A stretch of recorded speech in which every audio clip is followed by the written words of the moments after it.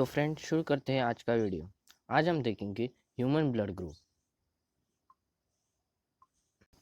ये है हमारा ब्लड। ब्लड में WBC, RBC और प्लेटलेट रहते हैं। ब्लड में जो तरल पदार्थ रहता है उसे प्लाज्मा कहते हैं। अब देखेंगे ब्लड ग्रुप। ब्लड ग्रुप सबसे पहले कार्ल लैंडस्टीनर ने 1901 में पेश किया था। हमारे आरबीसीज के ऊपर जो एंटीजन रहने या नहीं रहने की वजह से हमने ब्लड ग्रुप को दो पार्ट में डिवाइड किया है। एक है एबीओ टाइप और दूसरा है RH फैक्टर टाइप। अब हम देखेंगे ABO type. Blood group A में आरबीसीज के सरफेस के ऊपर एंटीजन ए रहता है। ब्लड ग्रुप बी में आरबीसीज के सरफेस के ऊपर एंटीजन बी रहता है। ब्लड ग्रुप ए बी में दोनों भी एंटीजन प्रेजेंट रहते हैं और ब्लड ग्रुप ओ में एक भी एंटीजन प्रेजेंट नहीं रहता।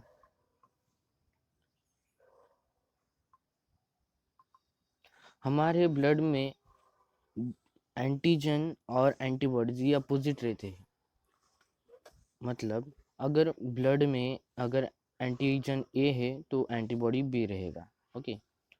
और जो एंटीजन है वो आरबीसीज के सरफेस के ऊपर पाए जाते हैं और जो एंटीबॉडीज है वो प्लाज्मा के अंदर पाए जाते हैं। अब देखेंगे ब्लड ग्रुप ए में एंटीजन ए रहता है और एंटीबॉडी बी रहता है। ब्लड ग्रुप बी में एंटीजन बी रहता है और एंटीबॉडी ए रहता है। ब्लड ग्रुप ए बी में दोनों भी एंटीजन्स रहते हैं और एक भी एंटीबॉडी नहीं रहता। ब्लड ग्रुप ओ में एक भी एंटीजन नहीं रहता, दोनों भी एंटीबॉडीज प्रेजेंट रहते हैं। अब देखिए ब्लड कॉम्पैटिबिलिटी, मतलब एक ऐसा स्टेट जहाँ पर डोनर और एक्सेप्टर का ब्लड स्टेबल रहे। ब्लड टाइप ए या ओ को एक्सेप्ट करता है। ब्लड टाइप बी और ओ को एक्सेप्ट करता है। पर ओ को एक्सेप्ट करता है, फिर भी ये तीनों को ब्लड दे सकता है। इसकी वजह से इसे यूनिवर्सल डोनर भी कहा जाता है। AB को यूनिवर्सल एक्सेप्टर भी कहा जाता है क्योंकि ये तीनों का ब्लड एक्सेप्ट करता है। एग्लूटिनेशन रिएक्शन ये तब होता है जब blood type A blood type B में जाता है या फिर blood type B blood type A में जाता है। मैंने पहले भी कहा था कि एंटीजन और एंटीबॉडीज अपोजिट रहते हैं। मान लो ब्लड ए का खून ब्लड बी में जाता है तो क्या होगा? ब्लड ए में जो एंटीजन है वो रहेंगे ए और ब्लड बी में जो एंटीबॉडीज रहेंगे वो रहेंगे ए। तो जो ब्लड टाइप बी के एंटीजन से वो ब्लड टाइप ए के आरबीसीज को दुश्मन समझ के उसे मार देंगे और इसी वजह से ब्लड टाइप ए के आरबीसीज मर जाते हैं और क्लॉट होने लगते हैं, जिसकी वजह से इंसान की मर जाता है। अब देखेंगे RH ब्लड ग्रुप सिस्टम। इसे सबसे पहले कार्ल लैंडस्टीनर और AS विनर ने 1940 में पेश किया था।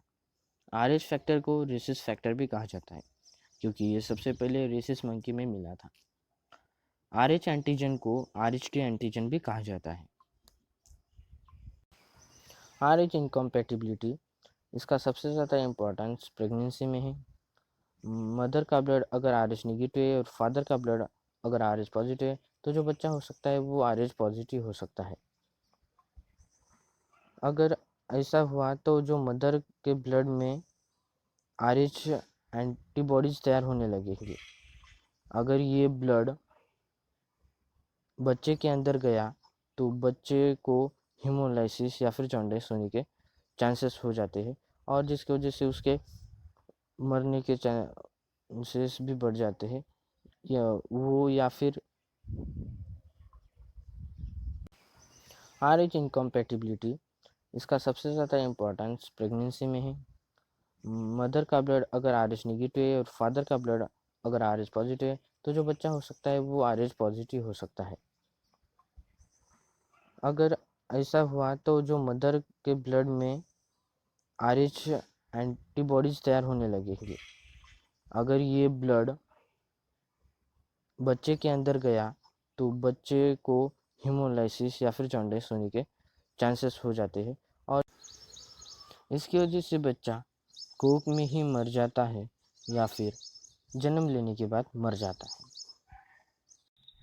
इसकी वजह से बच्चा कोख में ही मर जाता है या फिर पैदा होने के बाद मर जाता है। RH एंटीबॉडीज पहले बच्चे में पैदा होते हैं, जिसकी वजह से पहले बच्चे को कुछ नहीं होता, पर जो आने वाला बच्चा होगा, अगर दूसरा बच्चा भी RH पॉजिटिव रहेगा तब उसको हीमोलाइसिस या फिर जॉन्डिस होने के चांसेस हो जाते हैं। अब देखेंगे possible blood group of child. अगर माँ का खून ए है और फादर का खून ए है तो जो बच्चे का खून होगा वो ए या फिर ओ होगा।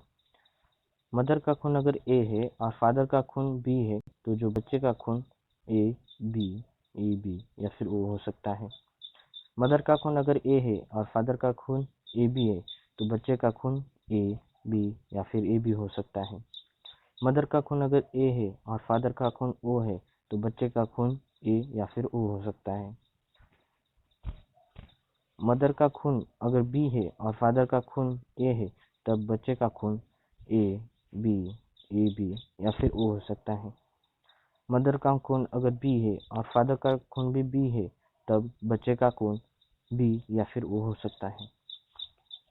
मदर का खून अगर बी है और फादर का खून ए बी है तब बच्चे का खून ए बी या फिर ए बी हो सकता है।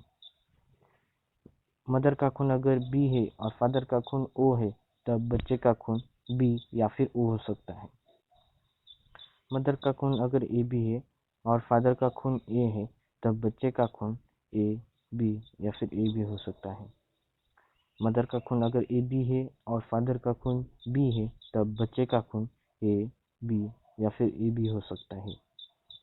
मदर का खून अगर ए बी है और फादर का खून भी ए बी है तब बच्चे का खून ए बी या फिर ए बी हो सकता है। माँ का खून अगर ए बी है और फादर का खून अगर ओ है तो जो बच्चे का खून हो सकता है वो ए या फिर बी हो सकता है।